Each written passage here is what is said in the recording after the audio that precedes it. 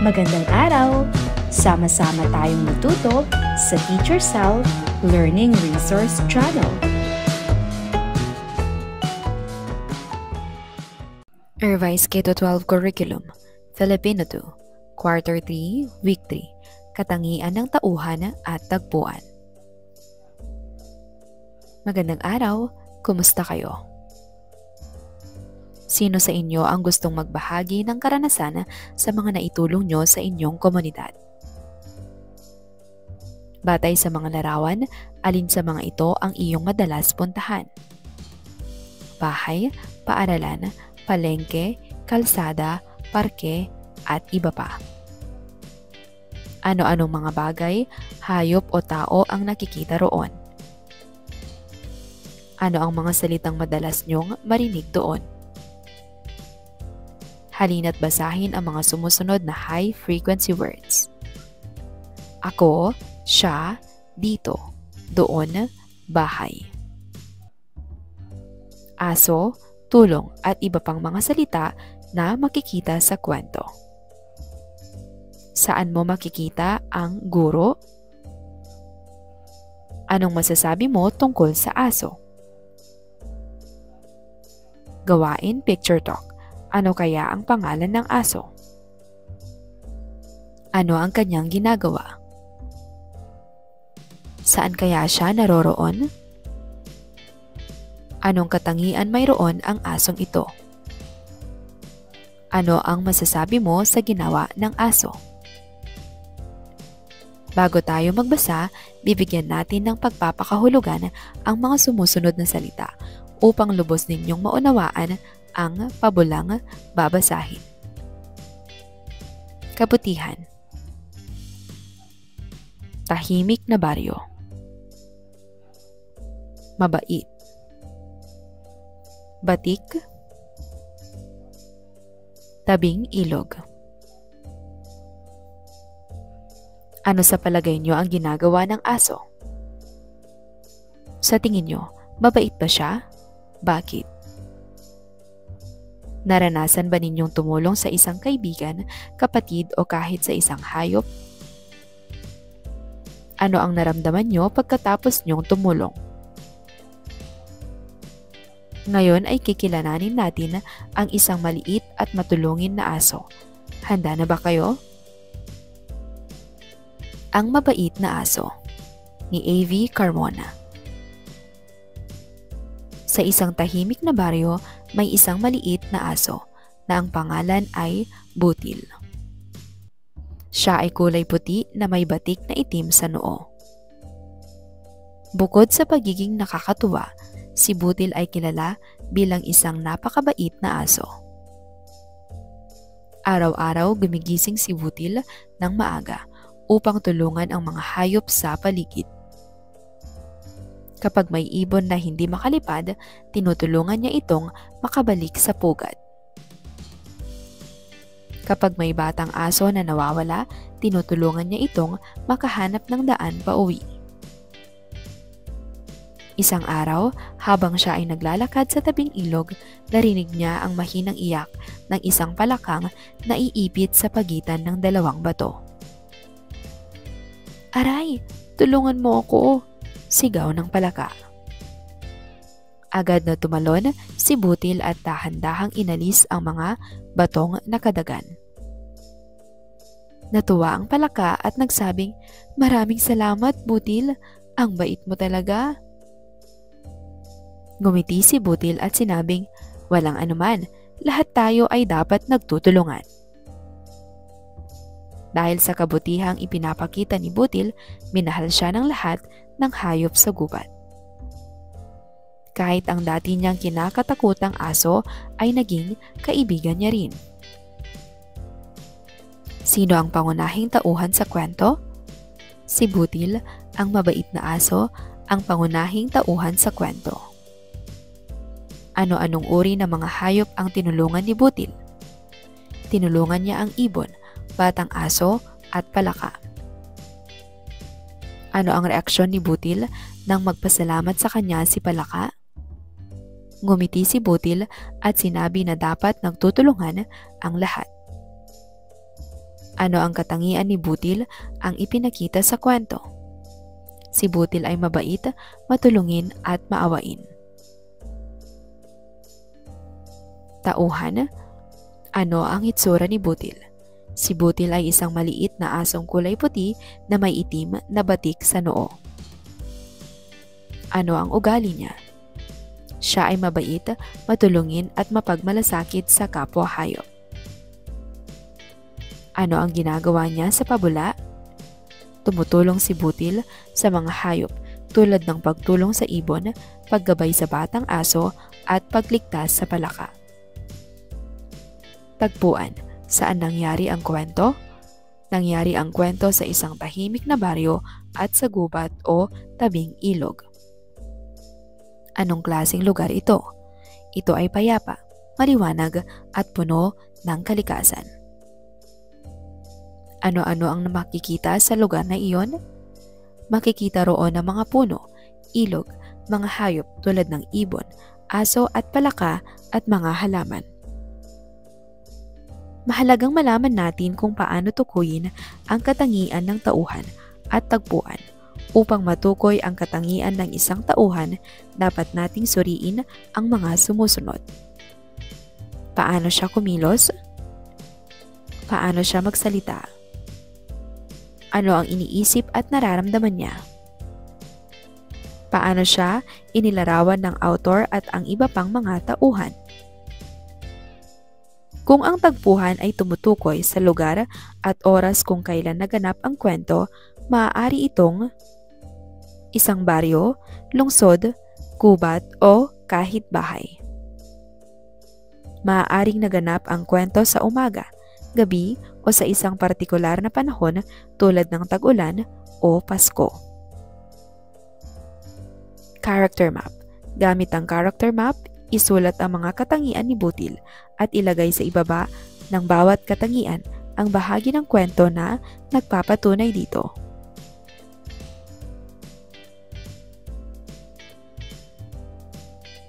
Iguhit mo. Batay sa binasang pabula, iguhit ang tagpuan ng kwento at ilarawan ito. Reaksyon ko. Mula sa binasang pabula, ikwentong muli ang bahagi na pinakanagustuhan mo at magbigay ng reaksyon tungkol dito. Sa anong paraan natin matukoy ang katangian ng mga tauhan sa kwento at maging ang tagpuan nito? Paano natin maipapakita ang pagmamalasakit sa kapwa? Kilalanin kung ano ang katangiang taglay ng tauhan sa pangungusap. Maaasahan, mabait, matulungin, matipid, mapagbigay, masunurin.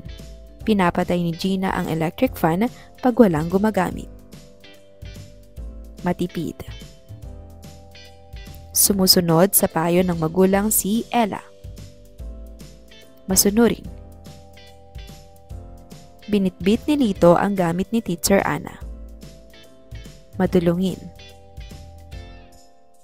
Inihahanda ni Tony ang hapagkainan bago pa dumating ang kanyang nanay. Maaasahan. Si Ben ay hindi nanunukso ng kaklase. Mabait. Pumili ng isang pangyayari sa kwento. Iguhit ito at sumulat ng 1 hanggang 2 pangungusap tungkol dito. Pangalawang araw, paari. Puna ng 4 na kahon sa graphic organizer ng mga salitang tumutukoy sa paksa. Pagkatapos, ibahagi ang iyong sagot sa klase. Sight words, panghalip na paari, pangungusap at di pangungusap. Sulat kabit o cursive writing. Tukuyin kung ang mga nakasaad ay pangungusap o di pangungusap. Tumayo kung ito ay pangungusap at manatiling nakaupo kung ito ay di pangungusap. Siya ay tumulong. Pangungusap. Kaibigan ni? Hindi pangungusap. Kanyang bola. Di pangungusap. Si Butil ay mabait. Pangungusap. Ang baryo ay tahimik. Pangungusap. Ang pangungusap ay grupo ng mga salita na may buong kahulugan. May simuno kung sino ang pinag-uusapan at panaguri kung ano ang sinasabi dito. Ang di pangungusap ay hindi buo ang sinasabi. Kulang ito at hindi malinaw ang kahulugan. Choral reading. Basahin muli ang kwentong Ang Mabait na Aso. Sa katukuyin ang mga pangungusap at di pangungusap. Sentence strips. Akin ang asong iyan. Ano ang ibig sabihin? Ako ang may-ari ng aso. Ito ay sa kanya. Ano ang ibig sabihin? Siya ang may-ari. Kanila ang malaking bahay sa kanto. Anong ibig sabihin? Sila ang may-ari. Tinutulungan niya ang ibon. Si Butil ang tumulong sa ibon. Si Butil ay kilala sa kanilang lugar. Ang kanilang ay tumutukoy sa pag-aari ng mga tao sa baryo.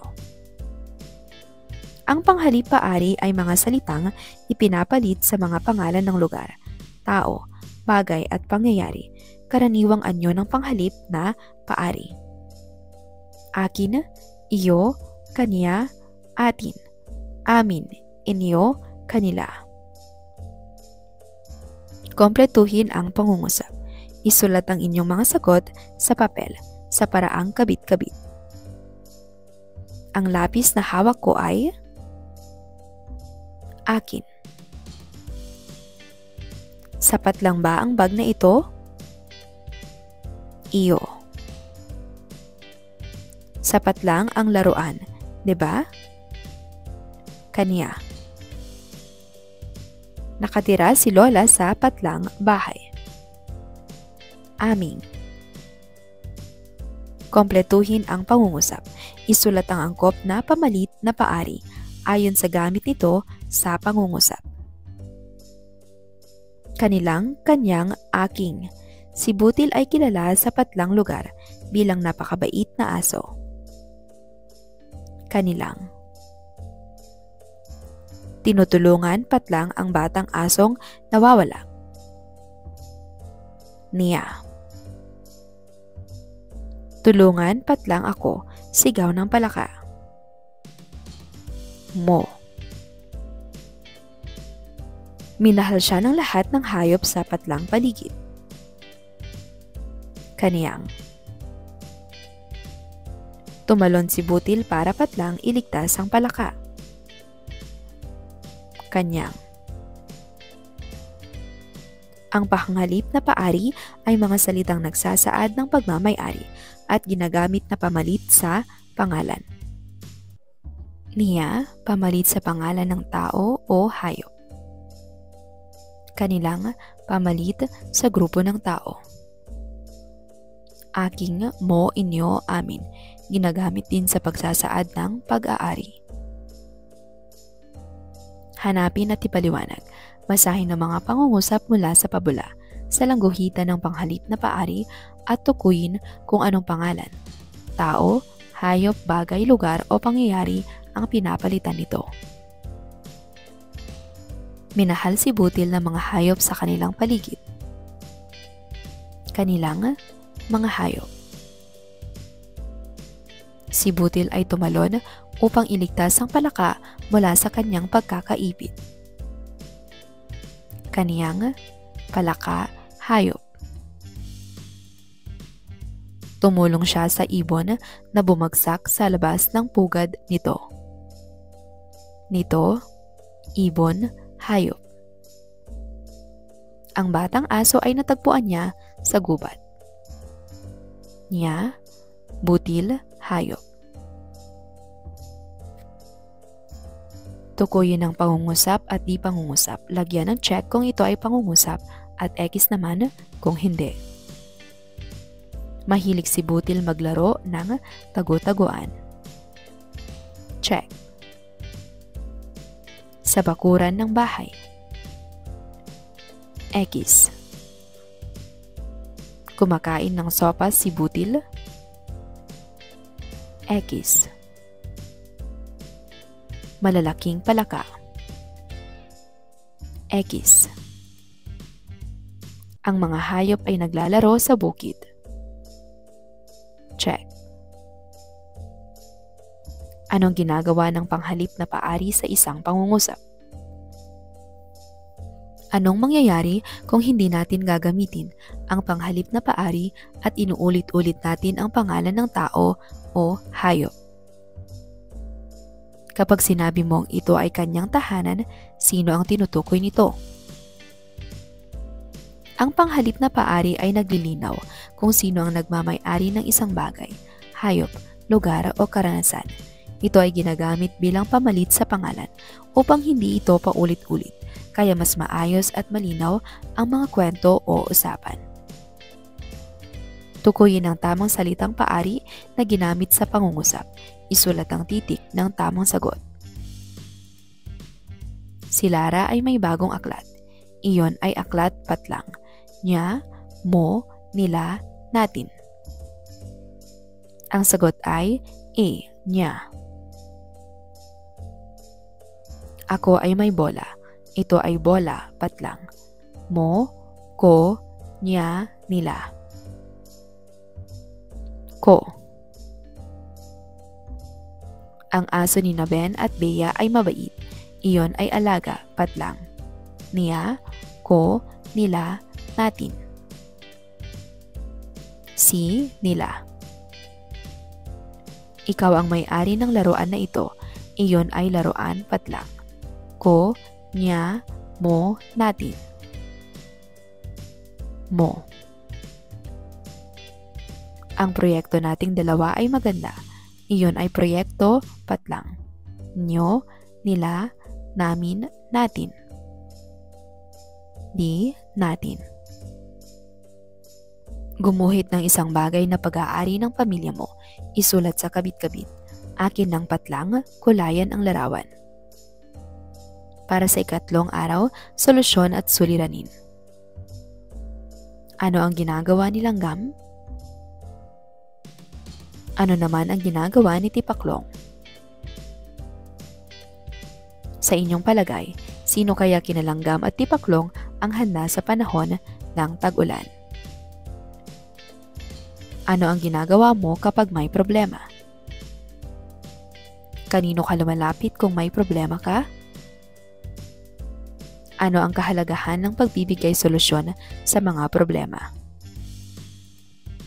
Ngayong araw, aalamin natin ang problema at solusyon sa isang pabula. Gagamit tayo ng mahalagang salita at magbabahagi rin kayo ng sariling karanasan. Pero bago ang lahat, ano nga ba ang problema at ano naman ang solusyon? Halina't magbasa. Si Langgam at Tipaklong. Maganda ang panahon. Mainit ang sikat ng araw. Maaga pa lamang ay gising na si Langgam. Nagluto siya at kumain.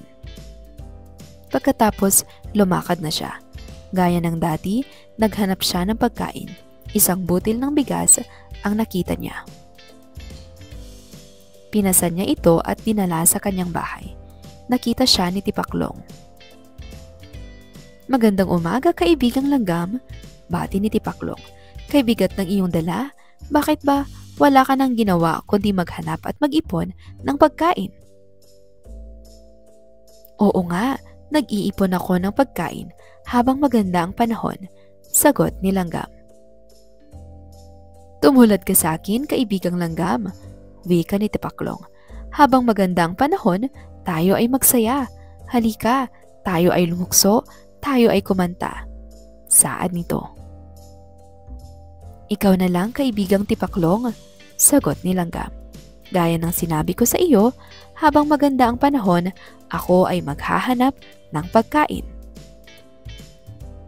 Ito'y aking iipunin para ako ay may makain pag sumama ang panahon, sagot ni Langgam.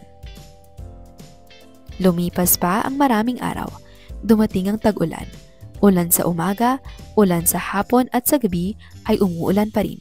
Kumidlat, kumukulog at lumalakas ang hangin kasabay ang pagbuhos ng malakas na ulan. Ginaw na ginaw at gutom na gutom ang kawawang Tipaklong. Naalala niyang puntahan ang kaibigang si Langgam. Paglipas ng bagyo, pinilit ni Tipaklong na marating ang bahay ni Langgam. Bahagya na siyang nakalukso. Wala na ang dating sigla ng masayahing Tipaklong. Tok, tok, tok. Bumukas ang pinto. Aba, ang aking kaibigan. Wika ni Langgam. Tuloy ka, halika at maupo. Binigyan ni Langgam ng tuyong damit si Tipaklong, saka mabilis siyang naghain ng pagkain. Ilan sandali pa at magkasalong kumain ng mainit na pagkain ang magkaibigan. Sino-sino ang tauhan sa kwento? Si Langgam at si Tipaklong. Sino ang palundag-lundag lamang at naglalaro? Si Tipaklong. Sino ang masipag mag-impok ng pagkain? Si Langgam. Paano tinulungan ni Langgam si Tipaklong? Binigyan niya ng tuyong damit at pagkain si Tipaklong. Kung ikaw si Langgam, tutulungan mo ba si Tipaklong? Guhitan ng linya ang tamang problema at kaugnay nitong solusyon. Problema, walang pagkain si Tipaklong. Solusyon, tinulungan siya ni Langgam. Narito ang mga problema at mga solusyon.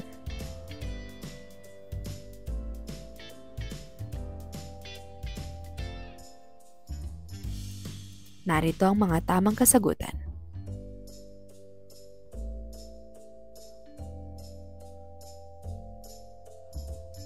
Ibigay ang suliranin at solusyon sa angkop na bilang nito.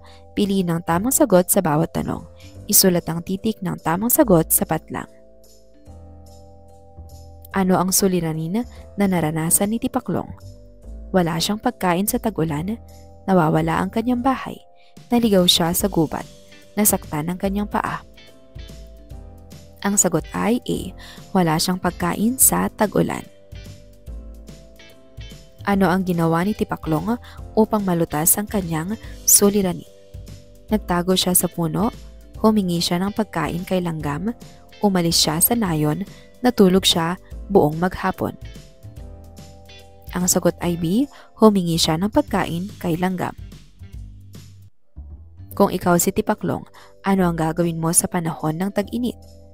Maghahanap ng pagkain at mag-iipon, maglaro buong araw, kumanta at sumayaw, matulog. A. Maghahanap ng pagkain at mag-iipon. Anong aral ang natutunan mo sa kwento? Mas masarap ang walang ginagawa. Mahalaga ang paghahanda para sa hinaharap. Laging humingi ng tulong sa iba, mas mabuti ang magpahinga kaysa magtrabaho. Ang sagot ay B. Mahalaga ang paghahanda para sa hinaharap. Gumuhit ng suliranin sa inyong komunidad. Bigyan ito ng solusyon. Pamatlig. Kahapon ay pinag-usapan natin ang kwento ni Langgam at Tipaklong. Ngayon naman, tayo ay maglalaro ng lakad pamatlig. Sa larong ito ay maglalakad kayo papunta sa tamang lugar kung saan nakalagay ang larawan ng mga tauhan o bagay sa kwento. Kapag ang larawan ay malapit sa iyo o hawak-hawak mo, ang tamang salita ay ito. Kapag malapit naman sa kaklase mo, ang tamang salita ay iyan. Kapag malayo sa inyong dalawa, ang tamang salita ay iyon.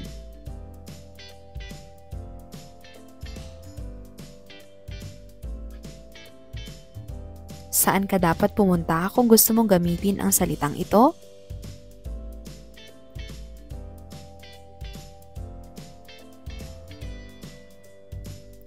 Habang binabasa natin ang pabula, pansinin natin ang kung kailan ginagamit ang salitang siya, ito, akin, iyon, iyan, iyo, ito ay mga salitang pamalit. Sa kwentong, anong salitang ginagamit sa halip na ulit-ulitin ang pagkain ni Langgam?